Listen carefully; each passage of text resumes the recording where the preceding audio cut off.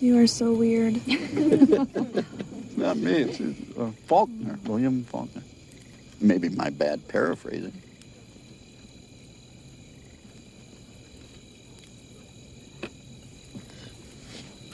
Where are you going? I have to pee. Jeez, you try to be discreet around here. We're out of toilet paper?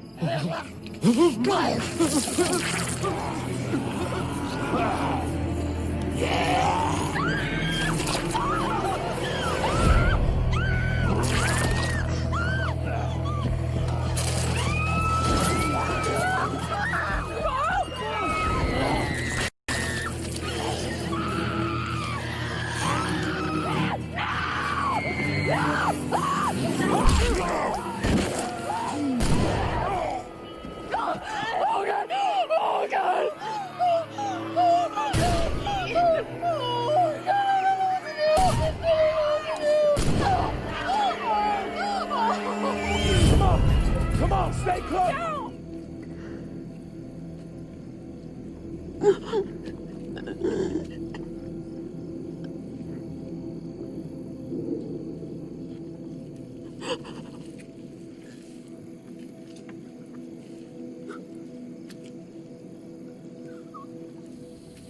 I'll tell her how it is.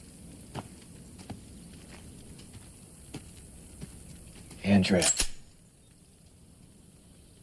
I know how the safety works.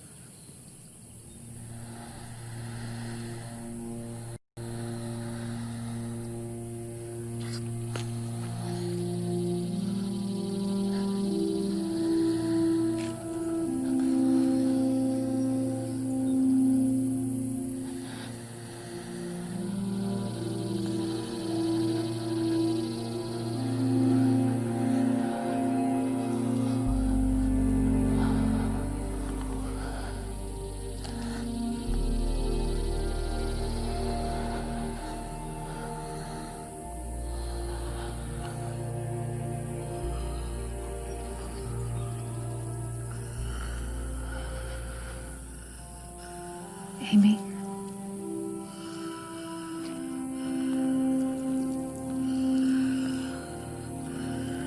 Amy, I'm sorry.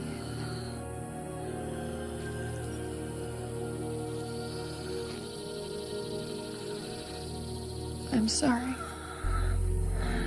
for not ever being there. I always thought there'd be more time.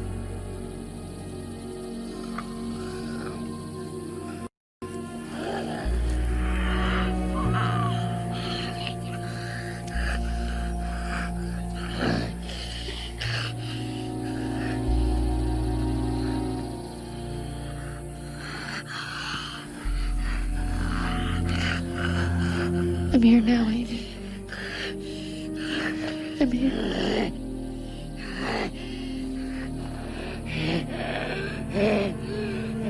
I love you.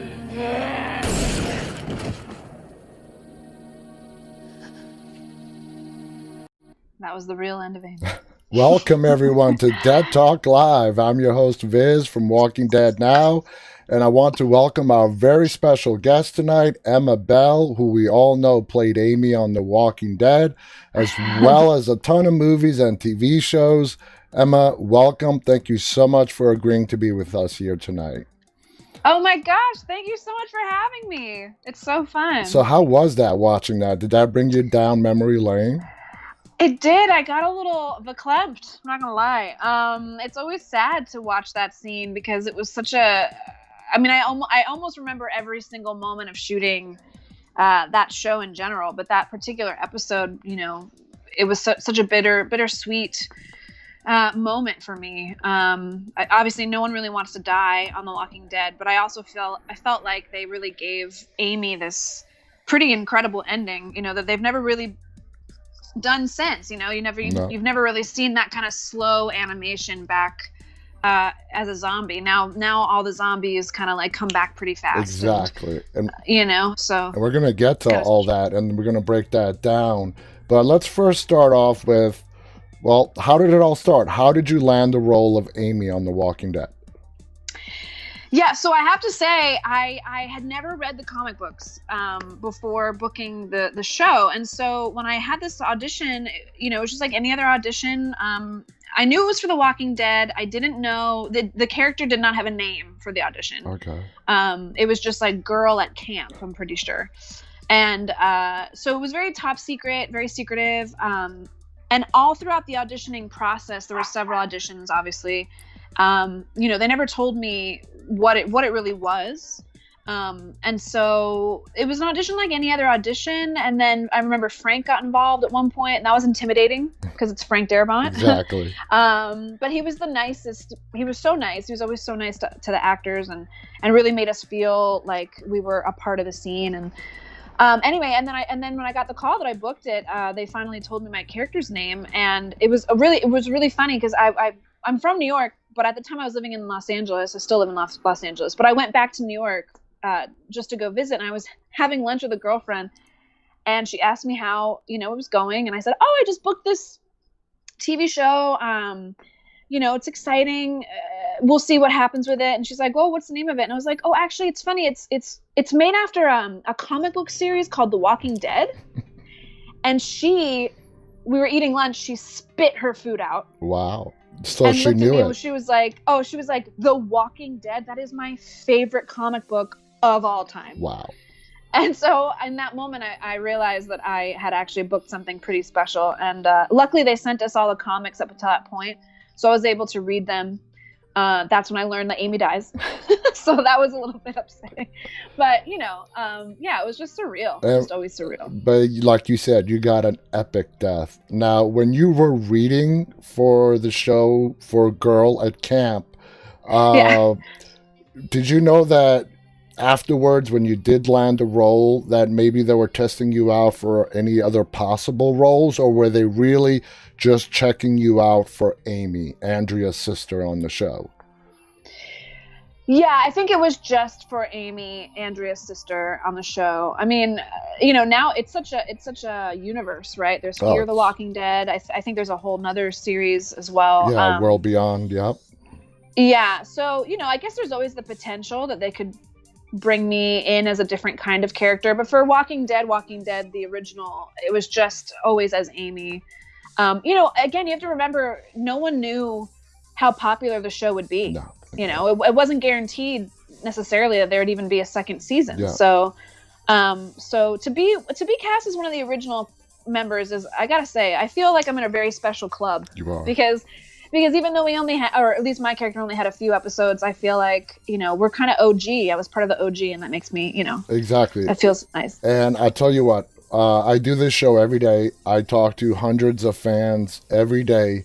And even you being on 4 episodes of season 1, your name, your character's name, it comes up so often because you left such a profound impact, not only on the fans, but how your death impacted Andrea and how she moved forward.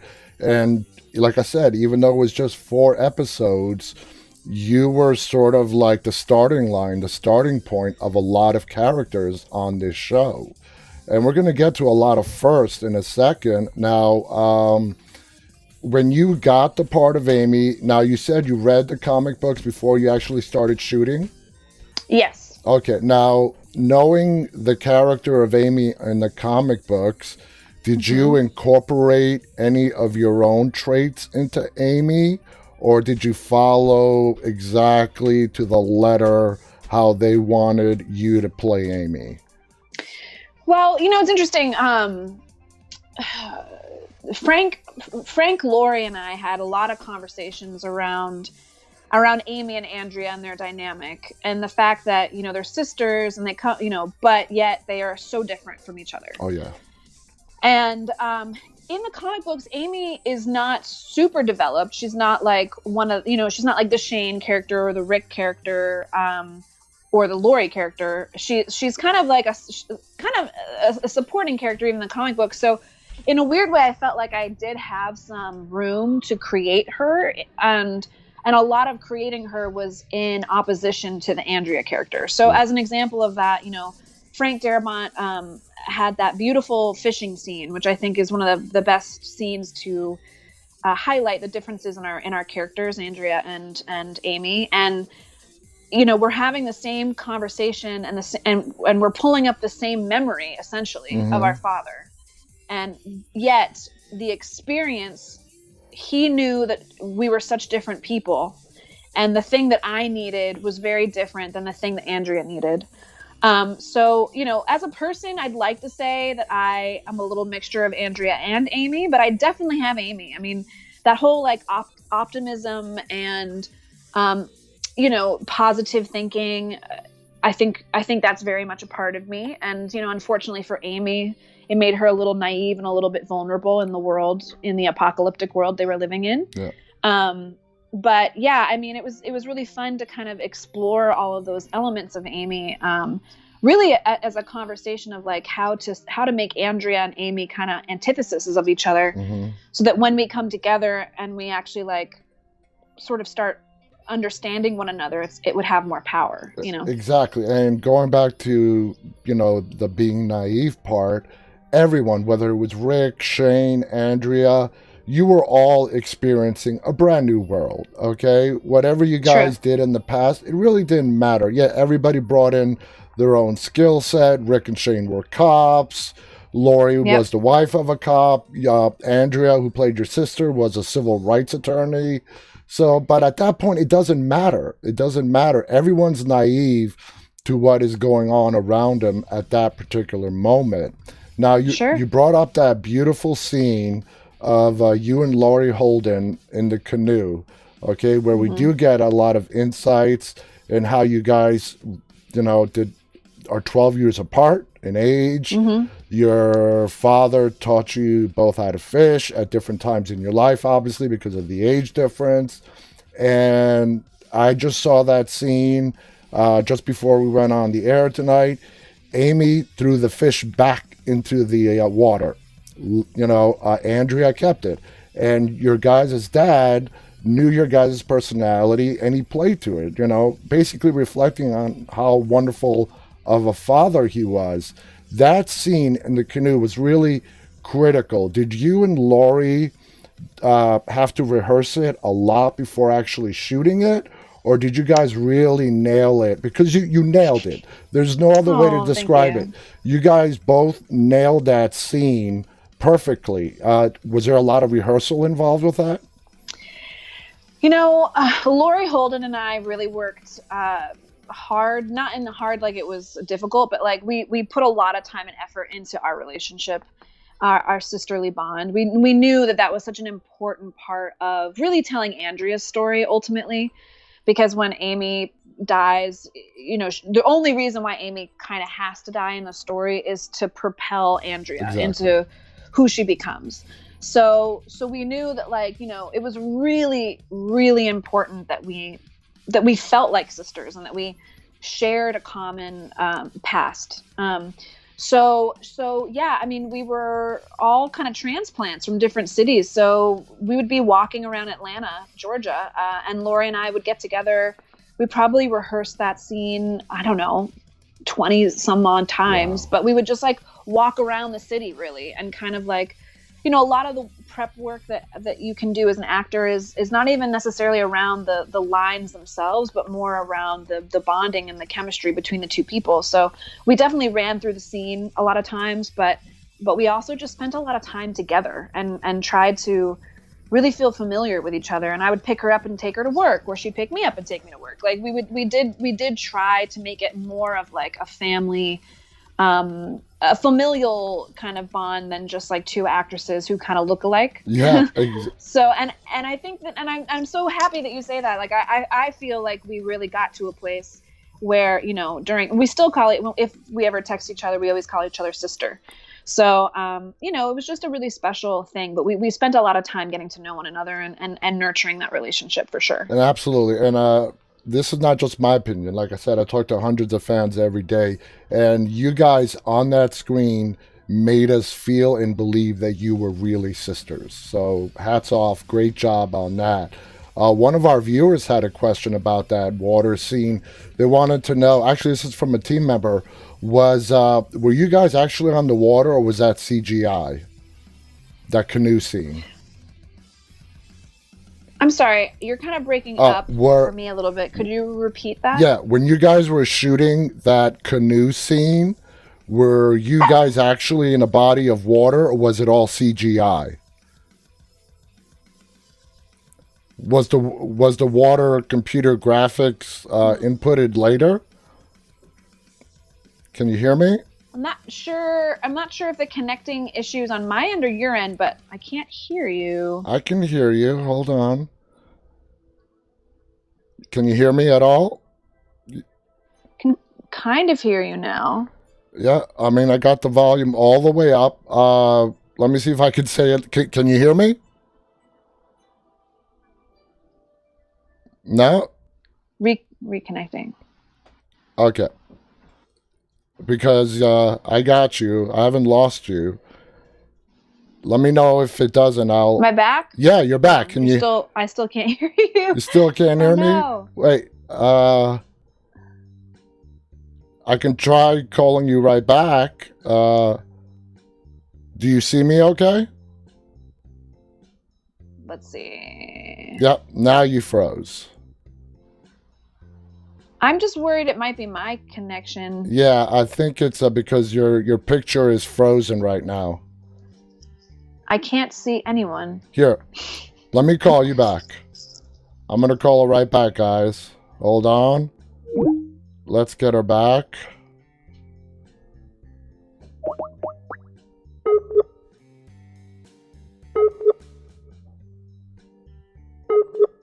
Sorry about that, guys. Little technical difficulties.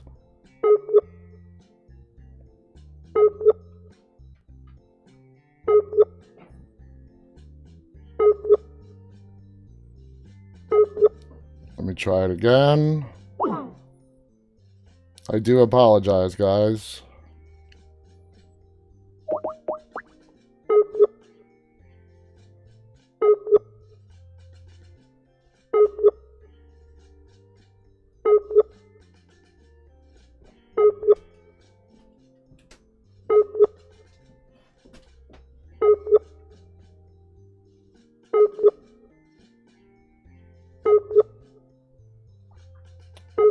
Just bear with us, guys, as I try to get Emma Bell back with us.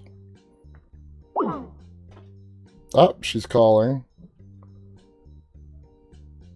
Emma, you with me?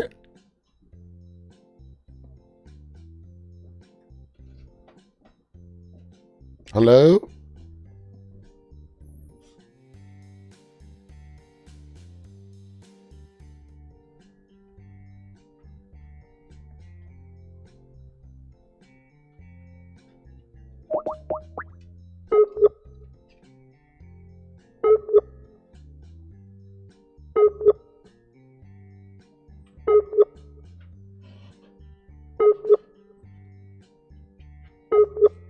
Ah, gotta love modern technology.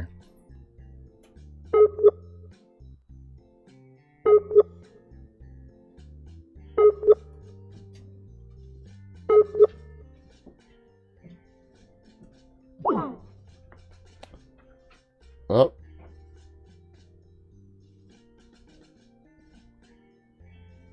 Emma, you there? Wow, that is so weird. Let me just go ahead and restart Skype.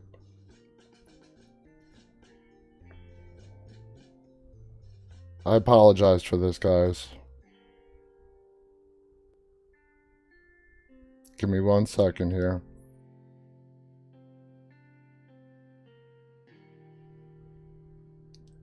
I just flipped it over here while I try to get Emma back.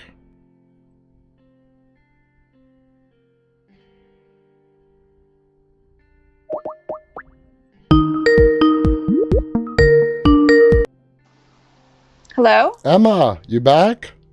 I hope so. I see you now. Okay. Okay, you just got to turn on your camera. Okay. I'm so sorry. I don't know how that. I don't know. I don't know. I don't know if it was your end, my end. I just Does this restarted happen everything. ever? Well, it happened with Lou Temple. It happened with who? Lou Temple, who is out. Now let me flip it over here so they could all see us. 1 second, so I can bring myself up on the screen as well. Okay, there we go. Yeah. Can you hear me? Okay. I can hear you. You're definitely like coming in and out, but hopefully this will work this time. Okay, hopefully. All right. So the question I asked you was, when you were filming that canoe scene with Laurie Holden, was that actually on water or was it CGI? Okay. Are we on live? Yes. Okay. Sorry. Thank you guys. So sorry that technical difficulties. We were in an actual quarry, actually. Yeah, we were on the water. It was very cool. They had us on a boat and they kind of sent us off into the middle of this very giant quarry. Uh-huh. And Video Village, if anyone knows what that is, it's like basically where everyone can watch what's being filmed. Was really far away because it was on the banks, and we were, hundreds of yards into this water, and so they had a secondary boat behind us that had the actual film equipment on it. So it was great because we really felt alone. Like, you didn't feel like you were on a Hollywood set or anything. You were literally in the middle of a quarry, and we were fishing. It was great. That's fun. That sounds like a lot of fun. Now, I know you read the comic books, but did they tell you when you started exactly how many episodes Amy would be in? No, they didn't. I don't think they did. Because I feel like I remember opening every single comic book and being like, or sorry, not comic book, script, and being like, oh gosh, is this the day that Amy dies? So yeah, I think it's around episode 4 that I get attacked. And that's obviously when I realized, oh, shiza. Well, here it is. Here's the moment. But luckily I am in episode 5. Yes. I'm mostly dead the whole time, but then I have my reanimation. So I did get kind of like a lucky extra episode, I feel like. No, you did. You're the beginning part of episode 5 is like how you described earlier. It's that very slow reanimation of Amy as she's coming back as a walker. Now, can you still hear me okay? Repeat that last thing? Can you still hear me okay? I can hear you now, yes. Okay. Now, so this is sort of an add-on to the previous question.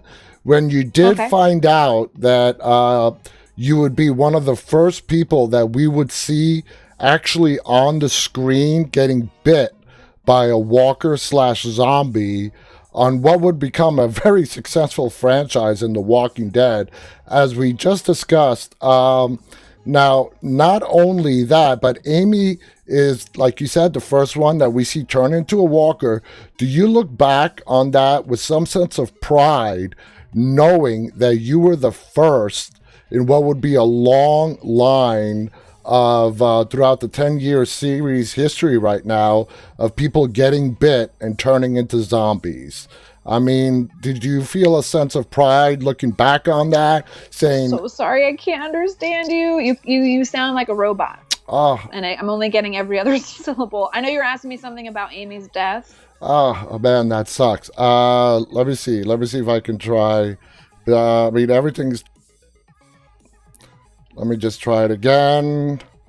Can you hear me a little better? No? I don't know why we keep getting these audio problems. Here. Let me call you right back. Can you hear me? Okay. Let me just... I can't really hear all right, you. I'll call you right back. Okay, hang on. Okay. I'm so sorry, guys. I don't know why we're having these difficulties.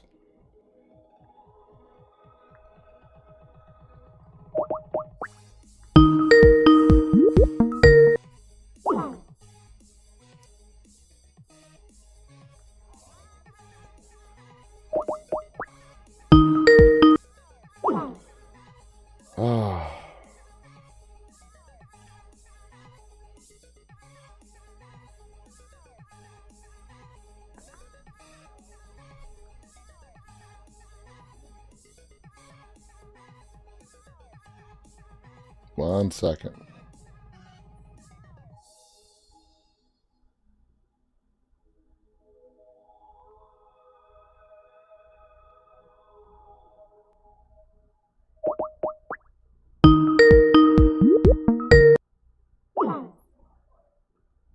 It's not going through.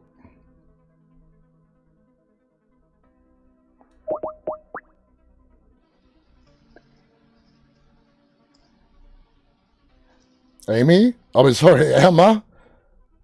Yes. Okay, I called you Amy. Sorry. Oh, it's all right. Okay, can you hear me a little better now? You can hear a little better. I just really quickly, is it on? Do you think it's your end or my end? Because my video is actually fine, but you keep. Yeah, and pausing. same thing with me too. I could still see your video. You're fine. You're not pausing or anything. Oh man. It's just bizarre. All right. Am I still cutting in and out? We were doing so well. I know. Am I still cutting in and out on the audio? Yeah, it's just really bad. Like you basically, I can hear every third syllable. So I'm trying to piece together the question, but I don't know that that's sustainable. I'm so sorry. I'm so sorry that. No, I'm sorry. It might be on my end, although it says I'm fully connected to the internet, so I don't know what's going on. All right. Let's see if we could try this again. Now, you were the first one to turn into a walker. One of the first one that we see on the screen. You can't hear me. Damn. How about this? How about we do this, Emma? How about you shut down your Skype program, restart it, and call me back? Did you hear me? Yeah, I'm gonna text it to you. I'm sorry, guys. I don't know why we're having all these problems. Let me text it to her.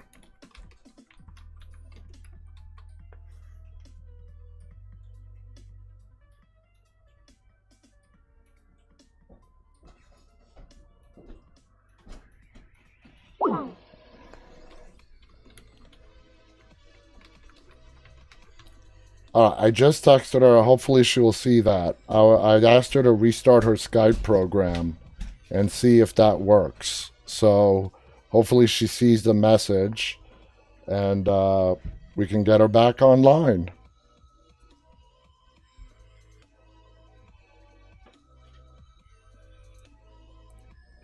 So let's see.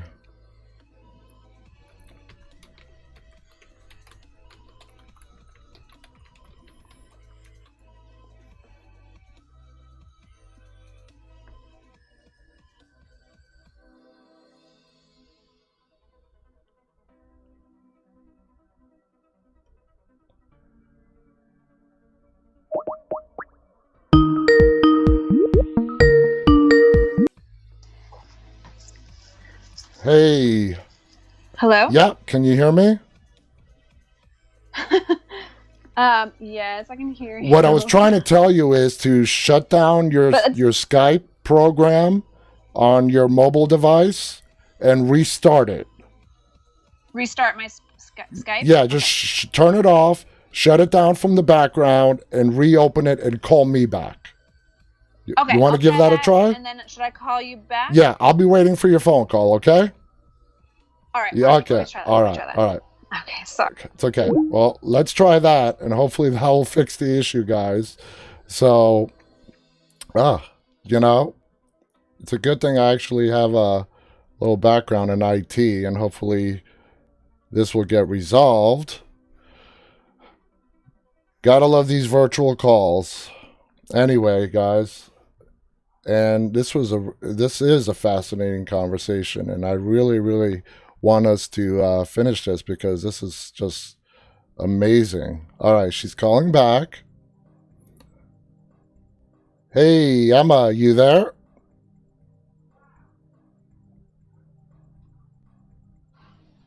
Hey, you there? I'm here, yes. Can you hear me a little better? I can hear you a little better. All right. And you're not freezing. All right, that's awesome. Let's hope it lasts. All right. Let's hope it lasts. All right. Okay. Let's get back. So sorry. Let's go back on track. All right. Now. Okay. You were the first person that we saw turn into a walker on the screen. Okay? Yes. And what would become a long list of people in the 10 years that the show has been going on for that to happen to. Do you look back on that as with some sort of sense of pride, knowing that you were the first? You were the first that we saw reanimate on the show. Yeah. Yeah, no, I do. I kind of touched on this before, but I'm glad that you've asked me this question because it's one of my favorite things about being Amy is that Greg Nicotero was really instrumental in all of the zombies. Obviously, it's his company that does all the zombies. He's now obviously a director and like very involved in the show. He was like my on-set dad.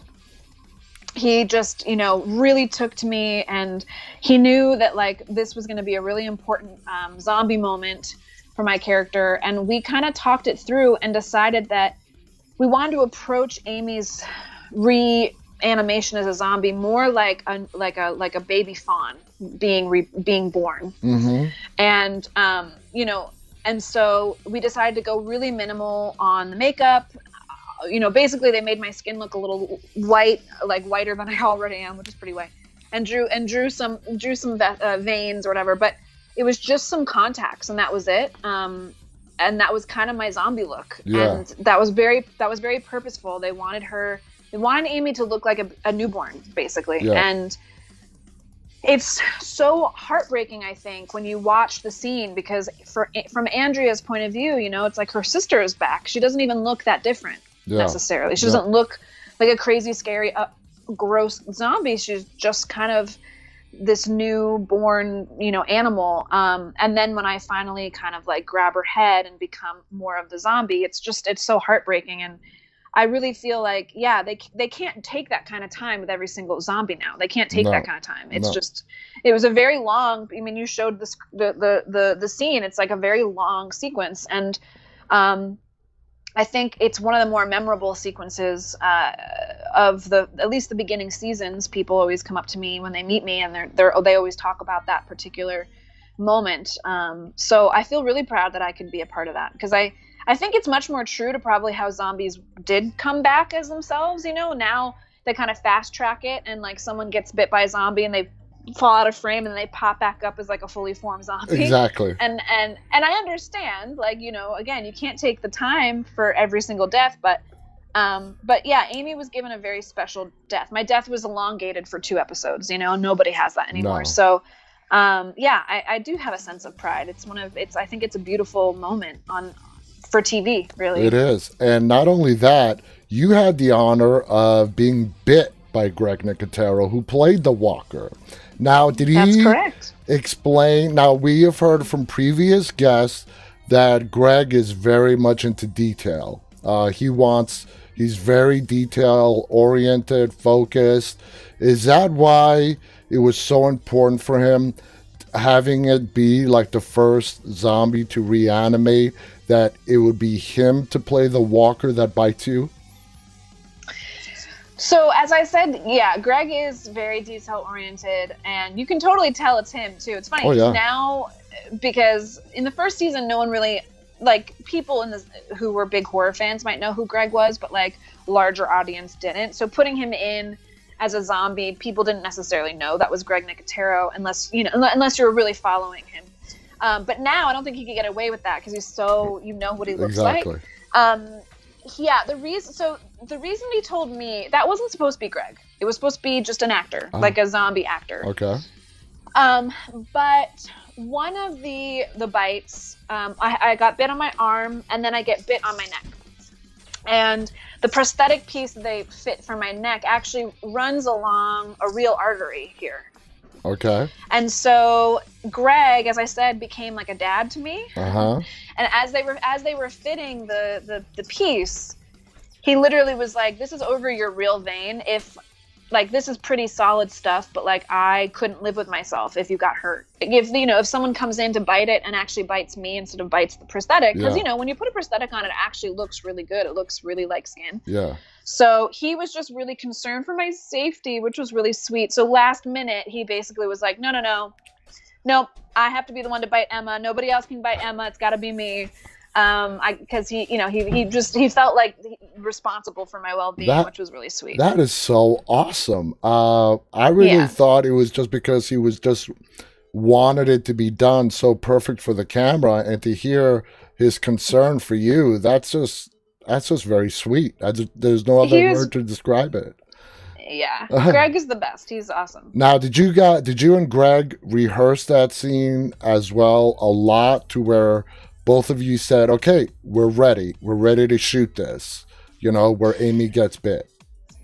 Yeah, I mean, anytime you have, any kind of like physical choreography like that, you definitely need to rehearse it. I will say, however, the prosthetic piece, once that's on, you kind of can't really rehearse too much, because it starts, you move your body, like you're going to be like in the moment, and you move your body, and it could start to tear. And plus Atlanta in the summertime is like so hot. Yeah. So everyone's sweating, and if sweat gets under there too much, it'll start coming off. So we didn't, we rehearsed without all of the extra things on my body. We'd sort of like blind rehearse. Mm-hmm. But once those prosthetics were on, it was sort of like we didn't even shoot it that many times. You get close to the bite, and then you'd stop and make sure that you got everything up until that moment. And then once you wanted to get the bite, we really only had like 1 or 2 takes at that, because the prosthetic was just too hard to, you couldn't cover it and make it look like it wasn't already broken very well. You'd maybe get like 1 or 2 tries. Okay. So, once you start shooting, that's it. Okay, well, that's good. Because like you said, once you break it, they sort of have to like make a whole new one again, all over again. Yeah. Now that whole sequence where the camp gets raided, from the time Ed and you get bit to where the last walker gets taken down to the morning, how long did it take to film that whole sequence of the camp being raided? Was it hours? Was it days? Wow, that's such a great question. I want to say it was a couple days. It's a pretty big scene. Mm-hmm. Because there was different parts to it too. Like there's obviously like everyone around the campfire, and they built this crazy camp. Really, it was out there in the middle of the woods in Atlanta, right next to a quarry. We really had the RV set up. We had a bunch of other vehicles. We had several tents for all the like other families that aren't really like main characters, but like Ed and Carol's tent was one of them. And, a couple of the other kind of families that are there. And so I think they had reactions from every single angle for that scene. They had reactions from all the background players and all the kind of secondary families that were there, and then all of us main characters. And I think they had like a section where like Andy and Rick are over in one section, and then you've got like Lori and her kid running away, and you've got Shane trying to protect everyone, and then you have Andrea and Dale and myself like trying to, so there were so many elements to it. I'm pretty sure it took a couple night shoots, because that all happened at night too. Yeah. So if I remember correctly, it was like a few nights that we shot that sequence. And like I said, I actually watched that scene earlier on this evening, and it was Jim who actually hits Greg Nicotero, the walker, over the head, played by Andrew Rothenberg, who's also going to be a guest of ours here soon as well. He hits Greg, who was playing the walker, to get him off you, and that's when Andrea comes and rushes to your side. Yeah. Now, shifting gears a little bit, and you mentioned this earlier about Sonoy. Now, when The Walking Dead came into Sonoy, how did the locals... We know how they feel now. I mean, The Walking Dead has put Sonoy, Georgia on the map, okay?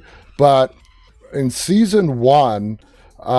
when you guys were setting up camp there and you were shooting and you guys would walk around town, like you said, with you and Laurie Holden, how did the locals react to the cast and crew?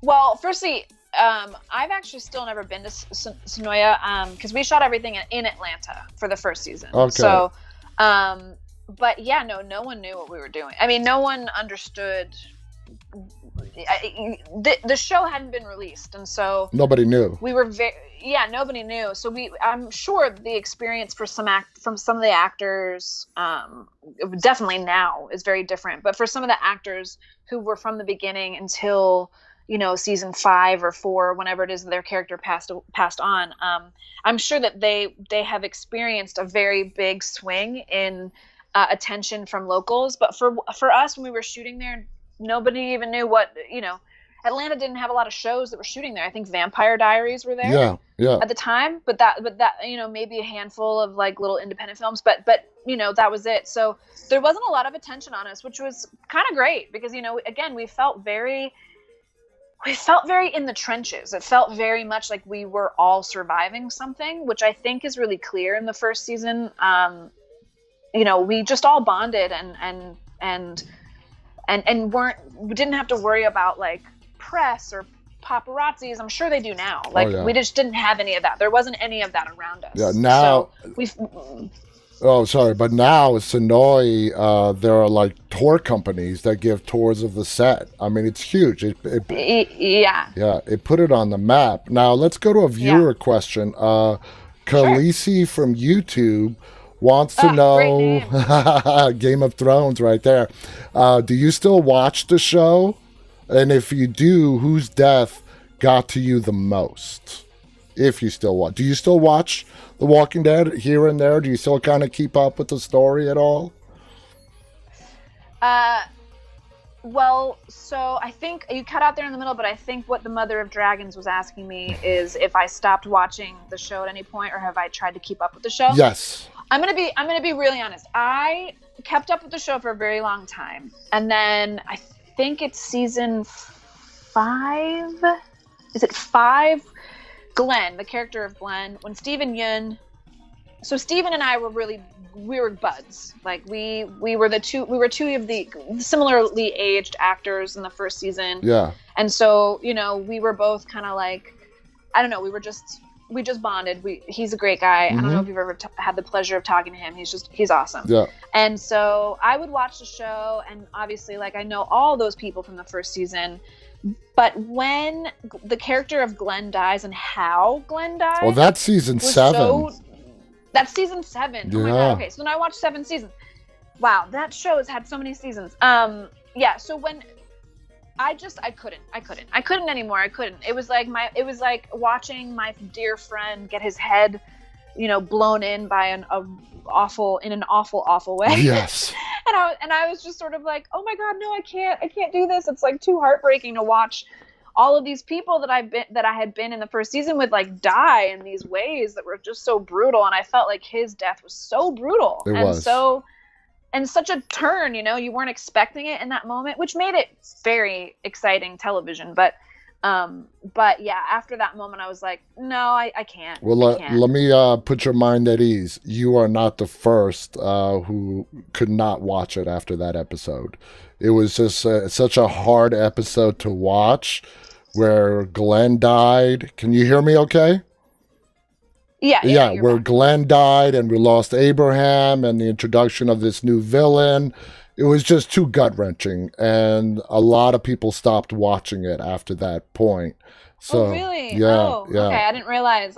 Yeah, so you're not... It was hard. Yeah. I wasn't alone. It was just hard. Yeah. It was a hard episode to watch. I mean, it was a good episode. It was very entertaining. It was very, like, you were very involved, because I remember they were doing these flashbacks right in that episode. As he's walking around the circle deciding who he's gonna kill, they're like flashbacking. Exactly. And so it was very good television. But yeah, that was it for me, man. I was like, no, I can't watch the show anymore. It's just too heartbreaking. I get you. Okay, so let's move away from The Walking Dead for a little bit. Okay. Okay. We're sort of moving away, but kind of sticking around into the point, and that is. You have a movie that just came out earlier this month on Amazon Prime. It's called The Argument.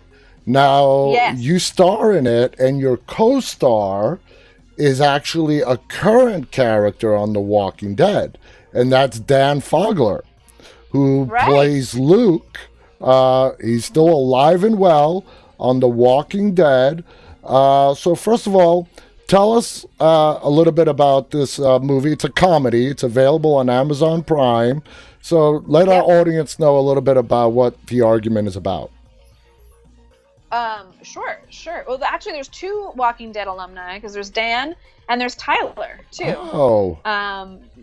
So he had a little small arc on Walking Dead as well. So it's weirdly like a Walking Dead family reunion. But yeah, the argument could not be further from The Walking Dead. Yeah. In terms of tone, it's kind of like a farcical comedy, if you will.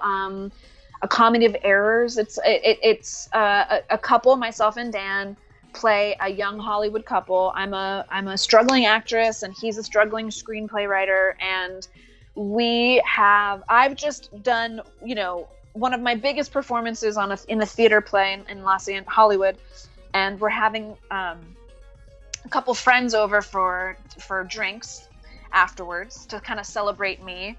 And one of the friends is an agent. So my intention and Dan's character's intention is to get me some representation at this little drinks. But of course, other things get involved. People have different ideas of what the night is, and essentially me and Dan's character get into an argument in front of everybody.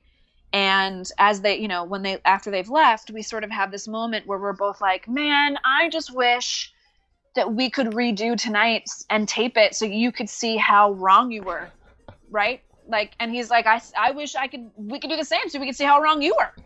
And that gives us this like really ridiculous idea to invite everyone over for the exact same dinner, the exact same evening, the next night, and try to like recreate it. But of course, like they don't know they don't know that that's what this is, and it just kind of like gets more and more wild as the movie goes. And I was really attracted to the material because it's really funny. It's very different. It's very much like a play. It all happens in one house. And essentially we're rerunning the first night over and over and over again, but it just gets a little bit, crazier and crazier and crazier. And I just thought that was such an interesting aspect. And also, like, who hasn't had a fight with their significant other where they're just like, if you could just see you, if like you could just see how wrong you were, like you'd feel so dumb. I know. I've been married for 20 years, and I'm like, I wish there was a camera here. You know what I mean? Just so I could show you. That's totally. That's what I say all the time. I'm also married, not for as long as you are. Congratulations. But like a couple years now, and my husband and I say that to each other all the time. We're like, God, if only you could see, if only I had been able to record this night, you could see how horrible you are. And so essentially you find out the answer to that, and it's not really what you think. But we had such a great cast. It was me, it was Dan, it was Maggie Q and Danny Pudi from Community, and we had William Tyler James and Cleopatra Coleman. So I mean, we were just like, it was just so fun. The six of us had such a great time. It's only an hour and like 20 minutes, so it goes really fast. Well, I'm going to check it out. I'm going to check it out. I encourage our viewers to check it out. Now, it looks like in the pictures that you guys did with that, while shooting it, you and Dan became good friends or became friends on the set of The Argument. Now, my question to you is, did you guys ever compare notes? Oh, can you hear me? I lost. Wait. Okay, what'd you say? Can you hear me? I lost you. Oh, damn it. No, you're back. I'm back? Now you're back. Okay, all right. Now, it looks like you and Dan became good friends while shooting The Argument, based on the pictures that I've seen on the internet. Now, did you guys ever compare notes, The Walking Dead then compared to The Walking Dead now? Like, ever as a, side discussion?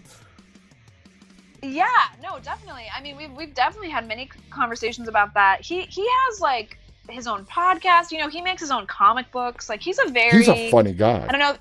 He's a hilarious guy. Firstly, it's really hard to not break in a scene with Dan because he just, especially when you give him the room to just improvise and do his own thing, which in this movie he does a lot, which was fantastic. I mean, the editors did a great job, because I was like, every single take he would do something different and even more hilarious, you know. So I was sort of like, oh my gosh, how are they going to edit all this together? But they did really well, and he is so funny in the film. But anyway, yes, we would talk about The Walking Dead. He's had me on his podcast. He's had me as a guest on like a dance party thing he did for a convention, and so it's weird. I mean, again, he's a great actor. It's like there's nothing he can't do. I know, because he's he shoots those Fantastic Beasts movies as well. Yes. And like, yeah, he's just been in a ton of them. He's just great. He's great in everything he does. But we kind of touched upon it a little bit, like the way like our season, the first season, felt like being in the trenches / mixed with like a summer like adult camp. You know what I mean? Like that was the feel of shooting on the first season, because there was zero expectations. Nobody knew about us. It was just go and experience this and have fun. To his seasons, which I think are a little bit more, as you've said, like, you know, now there's tours and they have people, you know, it's everyone knows about the show. There's a lot more pressure to make the show, you know, continue to keep the show viable. And like, how are we going to like scare people? How are we going to shock people? How are we going to do all these things? Like, none of that. We didn't have any of those pressures in the first season. None of those pressures. So we've talked about how different the experience from then to now is. And it's funny because The Walking Dead has hired so many actors.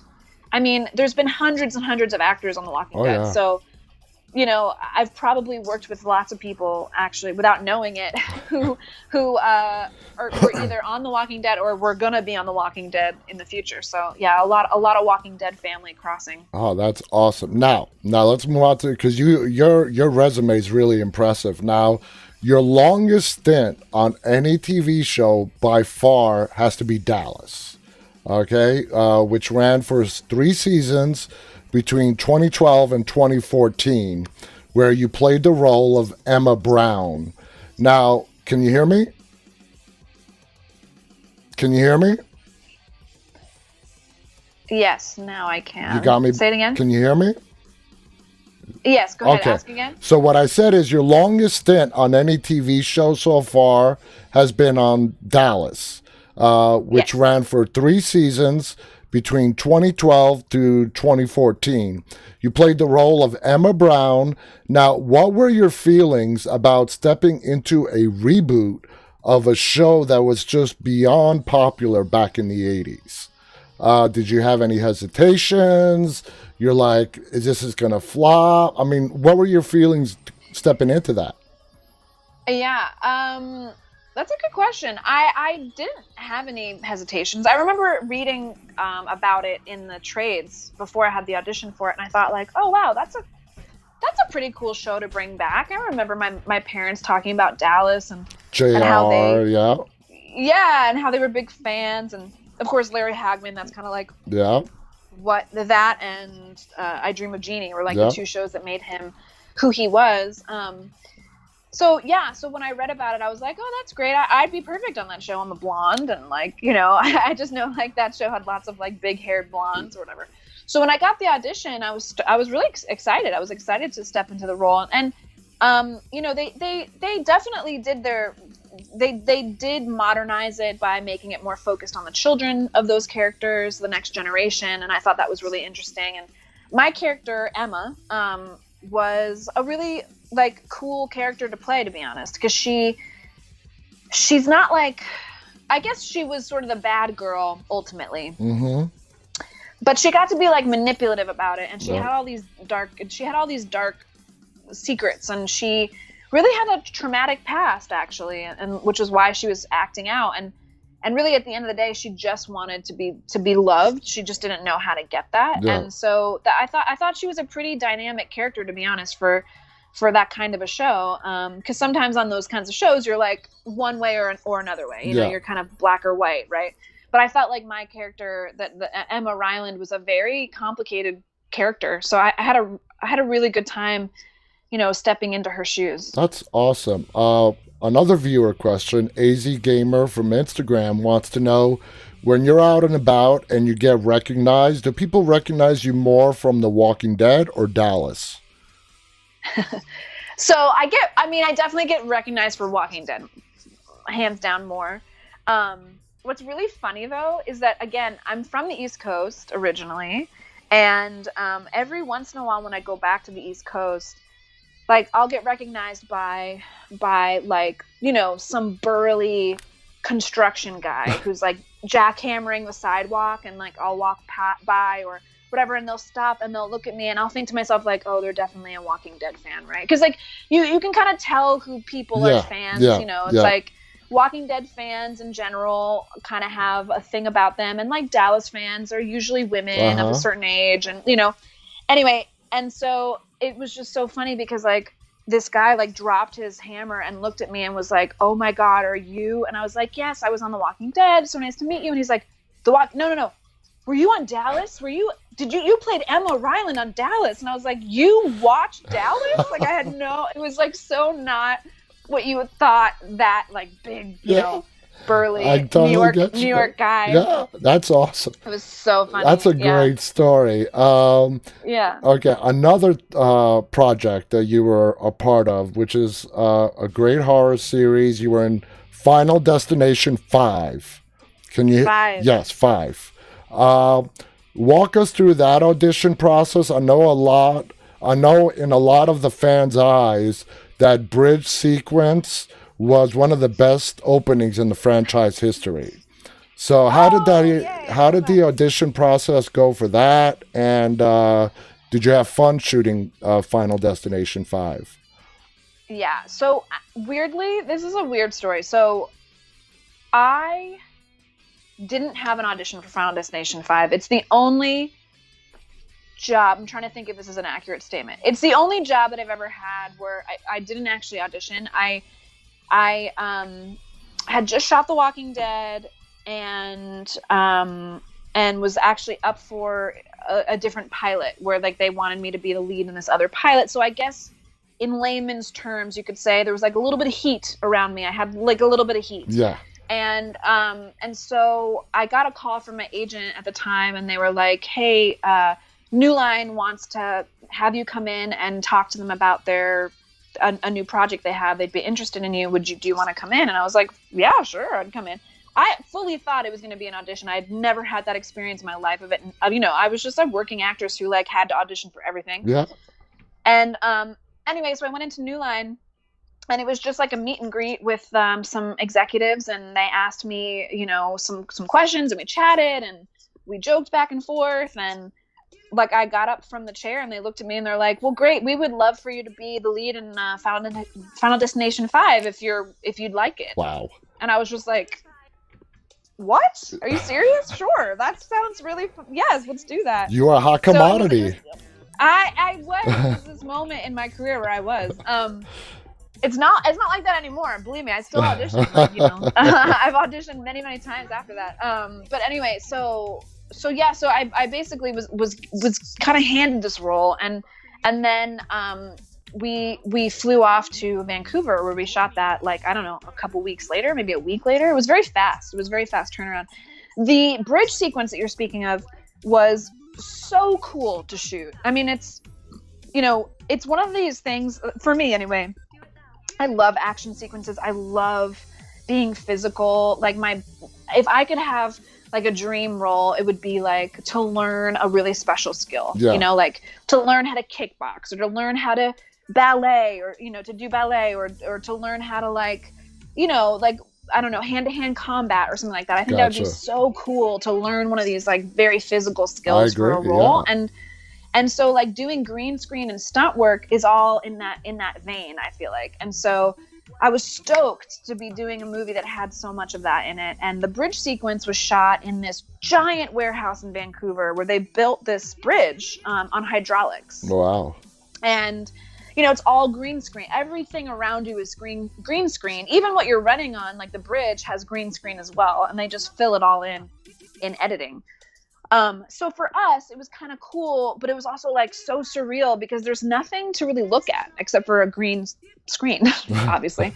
And so what ends up happening a lot is they're yelling things at you as you're going, to kind of remind you what it is going to ultimately look like. So like as we're running down the center of the bridge, they'd be like, the so-and-so on your left just caught on fire, and then you have to sort of be like, oh my God, you have to sort of like, and you can't, there's nothing there. Yeah. It's just a wall. Exactly. You have to sort of like pretend like you're seeing that.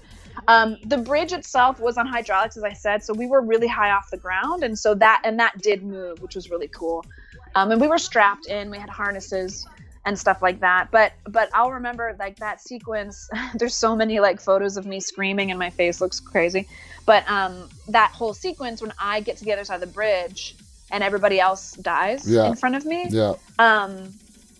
That was so hard to do because again, it's just like a wind machine in my face. I'm looking at nothing. I'm literally looking at like a tennis ball. I've heard, people talk about like the tennis balls and green screens. Yeah. Like a tennis ball connected to like a pole, basically. And that was my focus point for camera. And for hours, the director is just yelling things at me, like your friend, she's running up to the edge. Oh, she's fine. Oh no, she trips and she's fallen.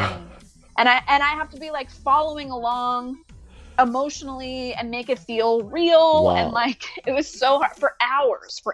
I know what I mean? I never thought that CGI filming on a green was that difficult. I mean, but it's difficult. Yeah. I mean, it makes sense. You're shooting around a scene that you physically cannot see. And it makes sense that the director or whoever is yelling at you, okay, this is what's going on around you. So anyway, can you still hear me? Yeah. Okay. Now, I know we're pretty much out of time, but I cannot go without asking you about your one episode on Designated Survivor. And the reason why I bring up Designated Survivor is I love that show. And above all, Kiefer Sutherland is one of my favorite actors of all time. What was it like working with Kiefer and coming from kind of a famous dad as well, and Donald Sutherland? What was that whole experience like? Yeah. Well, I was a big fan of 24 as well. Oh, and yeah. Jack Bauer. Yeah. Hello. Like the coolest. On Designated Survivor, I really only have one scene with him. Yeah. But he's delightful. He's like a TV legend, and he was really nice. He was very respectful, and I've worked with a lot of I've worked in a guest spot capacity on a lot of like bigger TV actors shows, and for the most part, like every leader of the ship has been really like lovely and respectful. Like I've worked on Law and Order, and Mariska Hargitay is amazing. I've worked on obviously like Supernatural, and those two guys are amazing. Yeah. And like, and so with Designated Survivor, Kiefer was no exception. He was really lovely. He was totally like on time. He respected everybody. You could tell everyone really respected him.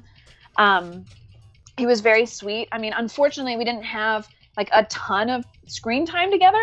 So like, and I was sort of a little bit in awe because again, I was like such a big fan. So I was sort of like, oh my, hi, it's Mr. Sutherland. It's so nice to meet you. And but he was very lovely, and I have nothing but good memories about him. That's awesome. Okay, as our last question, I'm going to play you a video question that came in from Janie Joe on Instagram. And hopefully you won't have any problems hearing it. So let me go ahead and play it for you. I'm Janie Jo from Canada, and I want to know, would you have wanted to stay longer in the character of Amy on The Walking Dead? So there you go. Would you have wanted to stay longer as the character of Amy on The Walking Dead? Okay, sorry. Say that again. Janie was asking, would you have wanted to stay longer as the character of Amy on The Walking Dead? Can you? Okay, one more time. Hopefully, I'll hear it this time. Janie was asking if you would have wanted to stay longer as the character Oh. of Amy on The Walking Dead. Yes, hands down. Yes. And Yeah. a hypothetical question. Let's say Yeah. Amy, Andrea dies, Amy survives, Amy's still alive in season 10. One of the only remaining OG to still be alive. Can you just even picture having to go through all the experiences the characters have had to go through? Would we even recognize the Amy that we saw in season 1 in the Amy that we are hypothetically talking about in season 10? No, I don't. I don't think you'd recognize her. I don't think anybody can actually go through all of that trauma and be who they were, before absolutely. the trauma happened. I mean, you can kind of see it in the character of Carol. I think a lot, because in the comic books, I don't think her character is still there, but she's just such a fantastic actress, and her character just has had so many ups and downs, and to go from like the battered housewife to who she is now. Oh yeah. On that show is like, you would never expect Carol season 1 to be who Carol what are they in season 10 already? It's season 10, yeah. Yeah. So yeah, I think if Amy, Amy probably would not be the girl that throws the fish back anymore. I don't think she'd be throwing any fish back. To leave it at this, I think Amy would be a pretty badass on The Walking Dead right now. I think she'd have to be a pretty badass, to survive through all of that. I think you'd have to she'd have to rise from her own ashes in a way and find her inner, like, I don't know. You have to survive in a world like that, and unfortunately, as we've seen, the only way to survive is to do bad things. Is to not be bad things. Exactly. Yeah, you have to make you have to really grapple with your own morality in order to survive. Okay, well, guys, we are out of time. Emma, you've been fascinating to talk to. Thank you so much for being with us. I'm sorry about all the interruptions. No, So bummer. it's fine. We got our full conversation in. Nobody complained. Everybody loved it. Thank you so much for being here with us. Guys, thank you for joining us. I'll be back on the air. Can I just say one thing? Absolutely. Can I say one thing? Absolutely. I also want to say thank you to you for having me, and everybody for tuning in. And as I said, the argument is on Amazon Prime, and you can also connect with me on Cameo. It's a new app where you can connect with certain entertainment figures. So check me out on Cameo. I'm going to check it out. No problem. Yeah. Thank you so much, guys. I'll be back on the air tomorrow. Stay safe, and remember to stay walking, guys, till tomorrow. And bye, guys. Thanks so much. Bye-bye. Stay walking.